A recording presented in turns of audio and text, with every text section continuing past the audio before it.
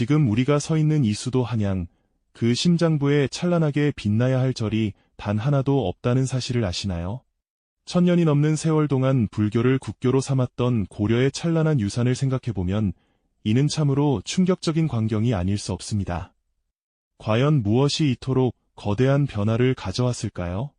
고려를 무너뜨리고 새로운 나라 조선을 세운 이들은 왜 그토록 끈질기게 불교를 억압하고 그 흔적마저 지우려 애썼던 걸까요?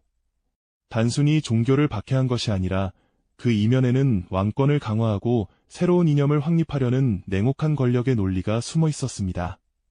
오늘 우리는 국가의 운명을 건 거대한 이념 전쟁, 그 시작점으로 함께 떠나보려 합니다. 천년의 세월 동안 고려는 불교의 나라였습니다. 왕실부터 백성에 이르기까지 모든 삶의 중심에는 부처님의 가르침이 있었죠. 거대한 사찰들이 하늘을 찌르듯 솟아올랐고 화려한 불교의식은 나라의 경사였으며 승려들은 막강한 권력을 누렸습니다. 왕의 스승인 왕사나 국사의 지위는 왕권에 버금갈 정도로 높았고 과거 시험을 통해 승려를 선발하는 승과 제도는 유교 사회의 문과와 다를 바 없이 중요한 출세의 길이었습니다.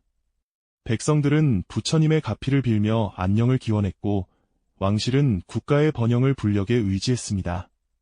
마치 거대한 용이 하늘을 가로지르듯 불교는 고려 사회 전체를 지탱하는 정신적 기둥이자 실질적인 권력의 중심에 서 있었던 것이죠. 하지만 그 영광 뒤편에는 어두운 그림자도 드리워지고 있었습니다. 시간이 흐르면서 불교는 본래의 청빈한 가르침에서 멀어지는 듯 보였습니다. 왕실과 귀족들은 사치를 일삼으며 복을 빈다는 명목으로 거대한 불사에 매달렸고 사원은 막대한 토지와 노비를 소유하며 경제력을 비대하게 키웠습니다. 세금을 면제받는 특권을 누렸고 심지어 일반 백성을 착취하는 일까지 벌어지면서 사원 경제의 폐해는 국가 재정을 심각하게 위협하는 수준에 이르렀죠. 승려들의 타락과 세속화는 불교의 신성함을 훼손했고 이는 백성들의 삶에까지 고통으로 다가왔습니다. 사회 곳곳에서 불교의 변질에 대한 비판의 목소리가 터져나오기 시작했습니다. 이러한 불교의 폐해를 날카롭게 지켜보던 이들이 있었습니다. 바로 새 시대를 꿈꾸던 신진 4대 부들이었죠. 그들은 중국에서 새롭게 유입된 성리학, 즉 유교적 합리주의에 기반하여 불교의 모순을 지적했습니다. 불교가 현실 세계를 외면하고 내세만을 강조한다며 비판했고 국가를 바로 세우기 위해서는 이 낡은 체제를 혁파하고 유교적 이상 국가를 건설해야 한다고 주장했습니다. 이들의 목소리는 점차 커져갔고 고려 말의 혼란 속에서 새로운 권력의 등장을 예고하는 강력한 씨앗이 되었습니다. 훗날 조선 건국의 가장 강력한 명분 중 하나인 불교 폐해로는 바로 이때부터 싹트고 있었던 것이죠. 새로운 나라의 이념적 토대가 될 유교는 서서히 그 존재감을 드러내기 시작했고 천년 불교 왕국의 운명은 이제 거대한 전환점에 서게 됩니다. 새로운 시대의 칼날이 과연 어디를 향하게 될까요? 그 질문의 답은 그리 멀지 않은 곳에 있었습니다. 자, 그럼 그 칼날이 향한 곳은 어디였을까요? 천년 불교 왕국 고려를 뒤로하고 새로운 유교적 이상을 꿈꾸며 조선이라는 나라가 굳건히 세워지던 순간이었습니다. 고려 말 불교의 폐해를 지적하며 목소리를 높였던 신진 사대부들은 결국 새 왕조의 주역이 되었죠. 그들의 손에 의해 건국된 조선은 시작부터 유학을 통치 이념으로 삼았습니다. 하지만 처음부터 불교에 대한 탄압이 무자비했던 것은 아닙니다. 조선을 세운 태조 이성계는 사실불심이 깊은 어머니를 두었고 자신 또한 불교에 대해 완전히 등을 돌리지는 못했던 인물입니다. 그는 과거 불교와 인연이 깊었던 여러 호족 세력의 지지 또한 필요했기에 초기에는 불교를 온건하게 대하는 모습을 보였습니다. 일부 사찰을 보호하고 불교 행사를 허용하기도 했죠. 어쩌면 그는 새로운 나라의 안정적인 기반을 다지는 동안 아직 민중의 삼깁숙이 자리 잡은 불교 신앙을 갑작스럽게 부정하는 것이 부담스러웠을지도 모릅니다. 그러나 이러한 유화적인 태도는 오래가지 못했습니다. 조선 건국의 진정한 칼날은 태조의 아들이자 훗날 세 번째 왕위에 오르는 태종 이방원의 손에서 본격적으로 휘둘러지기 시작하니까요. 태종은 누구보다 냉철한 현실주의자였습니다. 그는 왕권 강화를 위해서라면 어떤 수단과 방법도 가리지 않았던 인물이었죠. 그에게 있어 불교는 더 이상 종교적 신앙의 대상이 아니라 새롭게 정립될 국가 시스템을 위협하고 왕권을 약화시킬 수 있는 정치적 도구이자 잠재적 적대 세력으로 비쳤을 겁니다. 고려 시대 내내 막강한 경제력과 사회적 영향력을 행사했던 불교 사원들은 태종의 눈에는 거대한 걸림돌로 보였던 것이죠. 그는 단호하게 칼을 빼들었습니다. 태종은 우선적으로 사원들의 비대해진 경제력을 정면으로 겨냥했습니다. 당시 불교 사찰들은 면세 특권을 누리며 엄청난 토지를 소유하고 있었고 수많은 노비를 거느리며 사실상 하나의 거대한 경제 주체로 기능하고 있었죠. 이는 국가 재정을 약화시키고 유교적 이상 국가가 지향하는 중앙집권 체제와 농업 중심 사회를 저해하는 요소였습니다. 태종은 이러한 폐해를 바로잡기 위해 대대적인 사원 정비에 착수합니다. 전국에 흩어져 있던 수많은 사찰들을 통폐합하고 그들의 재산을 몰수하기 시작했습니다. 수많은 사찰들이 문을 닫아야 했고 그들이 소유했던 광활한 토지들은 국가의 소유로 환수되었습니다. 이뿐만이 아닙니다. 승려의 수도 엄격하게 제한했습니다. 당시 승려가 되는 것은 세금을 피하고 군역에서 면제받을 수 있는 수단으로 악용되는 경우도 많았죠. 태종은 이러한 문제점을 간파하고 무분별하게 승려가 되는 것을 금지하며 승려 자격 기준을 강화했습니다. 이는 불교 자체를 말살하려는 목적이라기보다는 불교가 가진 잠재적인 사회적, 정치적 영향력을 최대한으로 축소시키려는 치밀한 계산이었습니다. 불교를 국가 통제하에 두어 왕권의 절대적인 권위에 도전할 여지조차 주지 않으려는 냉혹한 의지가 담겨 있었던 것이죠. 태종의 이러한 정책들은 고려 천년을 지배했던 불교 왕국의 위상을 송두리째 흔들어 놓았습니다. 한때 나라의 정신적 지주였던 불교는 이제 새로운 왕조의 이념인 유학 앞에서 철저히 힘을 잃어가야만 했습니다. 사찰들은 쇠락하고 승려들은 권위와 존경을 잃었으며 불교가 누리던 사회적 특권은 박탈당했습니다.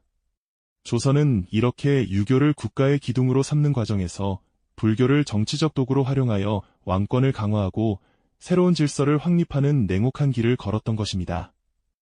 이 거대한 이념의 전환은 비단 종교의 영역에만 머무르지 않았습니다. 국가의 모든 시스템과 사회 구성원의 사고방식까지도 송두리째 바꾸어 놓는 거대한 변화의 시작이었으니까요.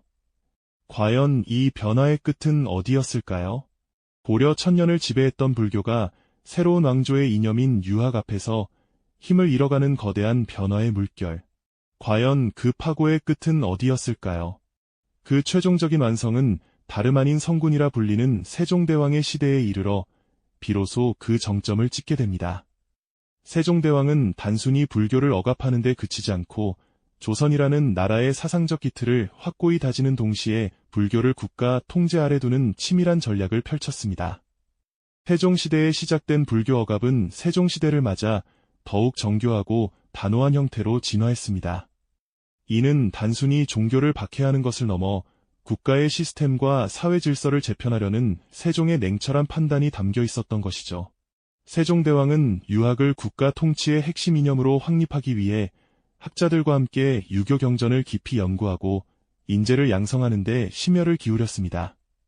집현전 학사들과 밤낮으로 학문에 매진하는 세종의 모습은 새로운 시대의 정신적 지향점이 어디를 향하고 있는지를 명확히 보여주는 상징적인 장면이라고 할 수 있습니다. 이러한 유교 중심의 국가 기틀을 다지는 과정에서 세종은 불교에 대한 마지막 대대적인 개혁을 단행하게 됩니다.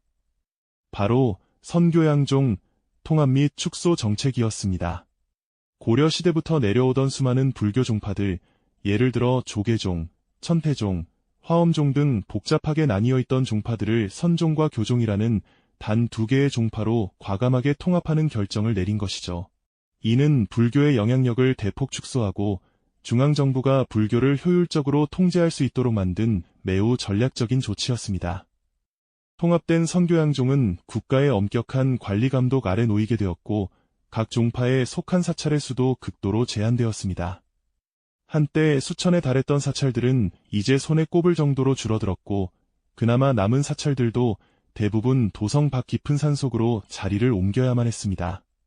번화한 도심에서 불교의 흔적이 점차 사라져가는 풍경은 새로운 왕조의 이념이 얼마나 단호하게 뿌리내리고 있는지를 시각적으로 보여주는 것이었죠. 화려했던 고려 시대 대형 사찰들의 전경은 이제 역사 속 한 장면으로만 존재하게 된 것입니다. 세종의 이러한 정책들은 불교계에 커다란 체념을 안겨주었을 겁니다. 한때 나라의 정신적 지주이자 막강한 권력을 누리던 불교는 이제 국가의 철저한 통제 아래 놓인 그저 하나의 종교적 기능만을 수행하는 존재로 전락했습니다. 더 이상 정치적 영향력을 행사하거나 사회 전체에 막대한 영향력을 미칠 수 없게 된 것이죠. 이는 불교 자체를 말살하려는 목적이 아니라 유교국가 조선의 정체성을 확고히 하고 왕권을 더욱 공고히 하려는 세종의 단호한 의지이자 냉철한 이념적 승리였다고 할 수 있습니다. 세종대왕의 시대에 이르러 조선은 명실상부한 유교 국가로서의 기틀을 완벽하게 다지게 됩니다. 불교는 국가 통치 이념으로서의 지위를 완전히 잃고 산사로 물러나 개인적인 신앙생활의 영역으로 축소되었죠. 한양 도성 안에서 불교 사찰의 존재를 제한하고 유교적 가치와 질서가 사회의 모든 영역을 지배하게 함으로써 세종은 조선이 나아가야 할 방향을 명확히 제시한 것입니다. 이러한 거대한 이념의 전환은 비단 종교의 영역에만 머무르지 않았습니다. 조선의 모든 시스템과 사회 구성원의 사고방식, 문화적 가치관까지도 송두리째 바꾸어 놓는 근본적인 변화의 시작이었습니다. 왕권 강화와 국가 정체성 재편이라는 두 가지 목표 아래 불교를 정치적 도구로 활용하며 새로운 질서를 확립했던 조선의 역사는 권력과 신앙의 대립이 한 나라의 운명을 어떻게 뒤바꿀 수 있는지를 여실히 보여주는 증거라고 할 수 있습니다. 불교는 이제 산속 깊은 곳에서 고요히 그 명맥을 이어가야 하는 숙명을 맞이하게 된 것이죠. 이처럼 조선은 불교를 정치적 도구 삼아 새 질서를 구축하려 했고, 불교는 이제 산속 깊이 숨어 명맥을 이어가야 하는 숙명을 맞이하게 된 것이죠. 하지만 이러한 흐름 속 조선 기틀을 다진 성군 세종대왕의 역할은 단순히 불교 억압을 넘어선 차원이었음을 우리는 기억해야 합니다. 세종대왕은 유학을 국가 근본 이념으로 확고히 정립하면서도 불교를 완전히 제거하기보단 국가 통제 아래 두는 정책을 펼쳤습니다. 바로 선교양종이라는 이름으로 수많은 불교 종파를 선종과 교종단 두 가지로 통합하고 그 규모를 대폭 축소하는 방식이었죠. 이는 겉으론 불교 탄압처럼 보였겠지만 실은 새나라 조선의 사상 기반을 굳건히 하고 사회 질서를 유교적 가치 위에 재편하려는 치밀하고 단호한 전략이었습니다. 세종의 어전에서는 유교 경전이 밤낮으로 연구되었고 학자들은 새 시대의 지향점을 탐구하며 조선의 정신적 뼈대를 세워갔습니다. 한양 도성안 불교 사찰 흔적은 점점 희미해져 갔고 불교는 이제 왕실 비호가 아닌 국가가 정한 틀 안에서만 존재해야 하는 종교가 된 것입니다. 이러한 세종의 결단은 천년을 이어온 신앙체계가 새 권력 이념 앞에서 어떻게 재편될 수 있는지를 냉철하게 보여주는 역사적 순간이었죠. 불교는 이제 깊은 산속으로 들어가야 하는 운명을 받아들여야만 했습니다. 그렇다면 왕실 지원과 정치적 영향력을 잃은 불교는 과연 역사의 뒤안길로 완전히 사라졌을까요? 결코 그렇지 않습니다. 조선시대 내내 억압받고 통제받았음에도 불교는 민중 삶 속에 깊숙이 스며들어 끈질기게 그 명맥을 유지했습니다. 산속 깊은 암자에서 묵묵히 수행하는 승려들의 모습은 불교의 강인한 생존 의지를 대변했죠. 민간에서는 여전히 불교적 유래와 풍습이 이어졌고 사람들은 마음의 위안을 얻기 위해 조용히 산사를 찾았습니다. 그리고 때로는 국가 위기 앞에서 불교는 예상치 못한 방식으로 다시금 중요한 역할을 해내기도 했습니다. 대표적인 예가 바로 임진왜란 때 승려들이 의병을 조직해 나라를 지킨 의승병의 눈부신 활약입니다. 서산대사나 사명대사 같은 고승들이 승병을 이끌고 전장에 나서 나라를 구하는데 혁혁한 공을 세웠던 것이죠. 이는 비록 정치적 영향력은 크게 잃었지만 불교가 민간 신앙과 결합해 조선 사회에 깊이 뿌리내렸음을 보여주는 증거이자 억압 속에서도 그 가치를 재발견하게 하는 순간이었습니다. 산사에서 고요히 울려 퍼지는 목탁 소리는 억압 속에서도 꺼지지 않는 불교의 등불과 같았습니다.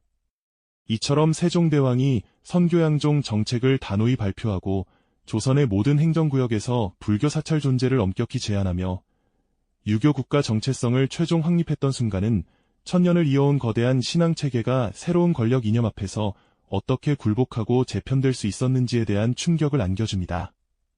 결국 조선이 불교를 억압했던 것은 단순한 종교 박해가 아니었던 셈이죠. 그것은 왕권 강화를 통해 국가 정체성을 재정립하고 새로운 시대를 열고자 했던 거대한 이념 전쟁이었다고 할 수 있습니다.